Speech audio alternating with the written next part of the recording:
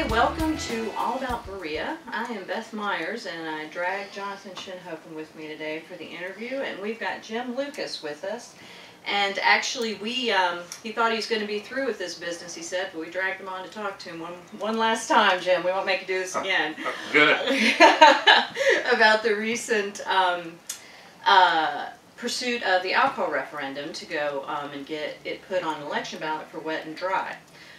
So for those of you who've been following it, it's been approximately 6 months, I think, now that you guys have been looking for signatures, right?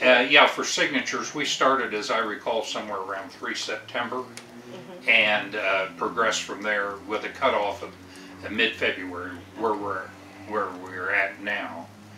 We actually started the process about a year ago this month, where we first got together and started working on it.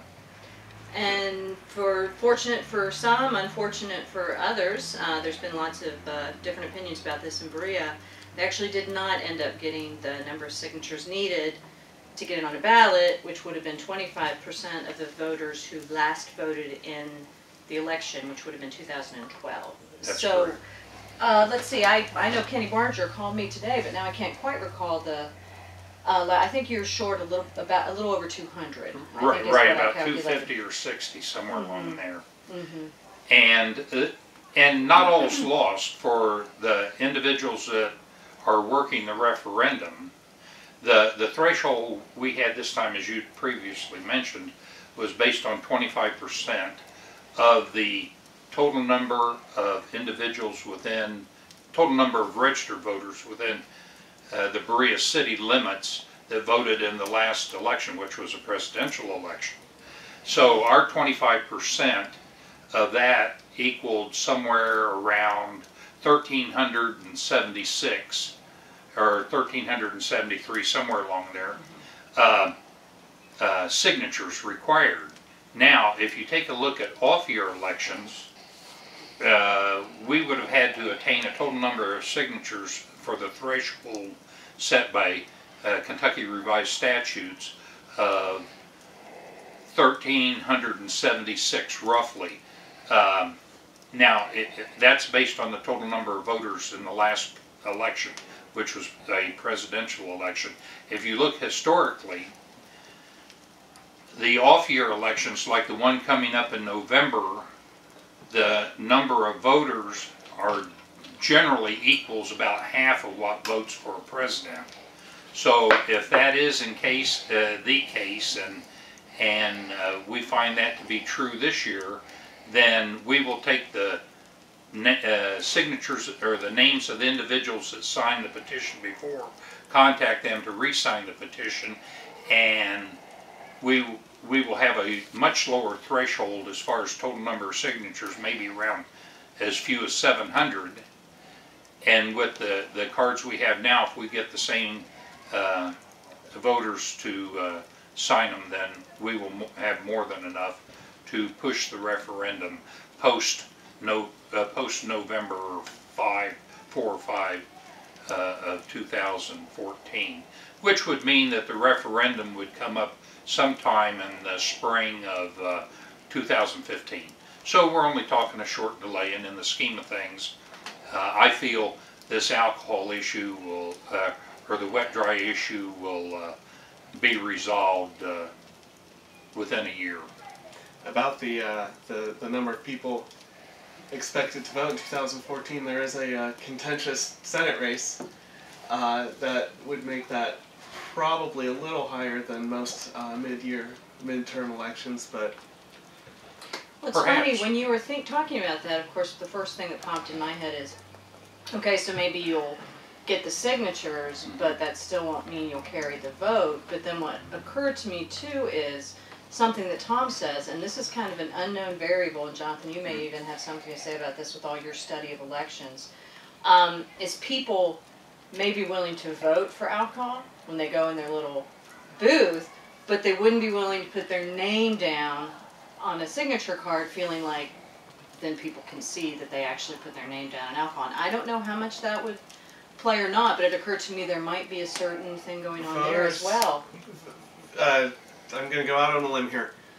Voters do not behave rationally. and the what they do when they walk into the booth doesn't necessarily make sense with what they say they want.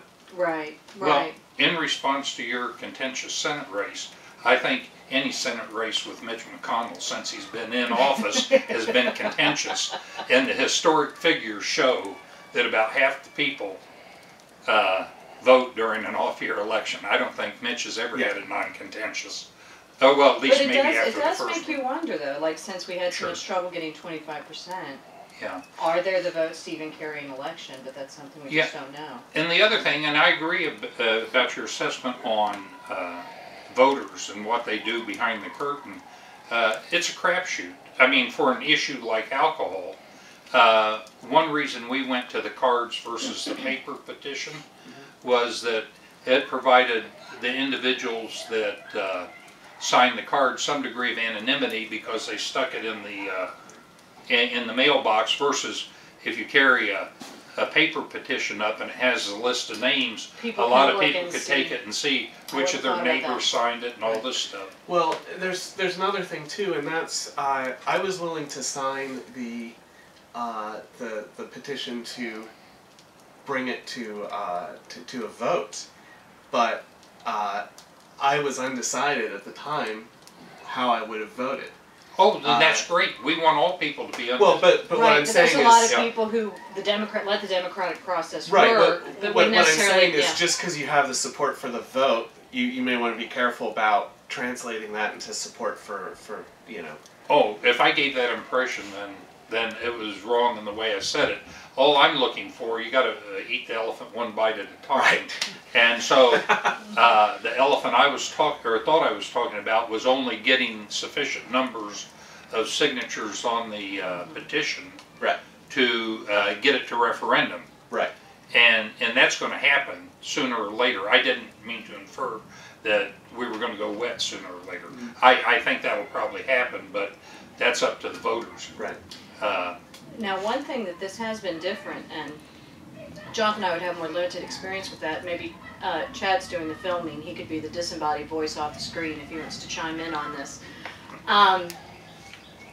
From what I've talked about with Teresa, my publisher at the Berea Citizen, is when this happened other times, there was much more energy around it from both sides, like full-page ads against alcohol, major ads for alcohol, signs in yards. I mean, it was just much more visible, I would think. And in this particular one, I know you got a few phone calls, but in general, and maybe it's because of the mailed cards instead of petition, you know, carrying around, but it's been a quieter time, and I'm not sure what that means. I'm not sure if there's less passion about it, or if people are thinking, well, we've been through this before, you know, and it didn't happen then, so it's not going to happen now. It was just interesting to me to see things being a lot less active on either side. Well, I've talked to one, well, actually I've talked to a couple, but pastors here in town that oppose, and I just made it clear up front that we weren't challenging the churches. We didn't see a religious aspect to the alcohol referendum itself. We were dealing with it purely on economic grounds, and I informed them that we were not going to challenge the churches. If the churches wanted to challenge us on religious grounds, then they could do whatever they wanted. We wouldn't respond. If they wanted to challenge us on economic grounds, then we'd have a dialogue, and we would listen to both sides of the economic issue. And so we agreed to remain friends even after we went through this. Right. We just have to agree that we were on opposite sides of the issue, and that's good. And plus the fact this whole effort was underfunded to begin with, given what the other cities like Danville and Corbin and London had spent. We didn't have money to advertise. I think the only time we had anything out to the public was a synopsis of what I had said before the city council that was reported you know, as a part of the city council meeting, briefly, and then I think I had maybe 1 or 2 letters to the editor, and that's all we had. And then a few small ads. And yeah. I don't even think the only ad we had was for the day we set up down at the Folklife Center. For the sign day. For the sign date. And so, but what was very interesting, 2 things about the whole petition process. One, the majority of our budget was spent on the petition, and when we submitted that petition within 2 weeks of the mailing of the initial petition, we had 963 names out of the 1,376 we needed. So go most of them figure. already knew.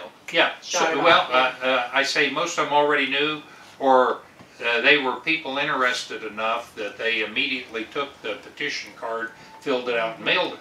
So with a response of about 71 or 81% of what we needed within the first 2 weeks, we figured getting the remainder was going to be a piece of cake. It would be a piece of cake, and also we had individuals sign up to take out 10 or 15 cards apiece and collect signatures where we needed signatures, and none of them came through.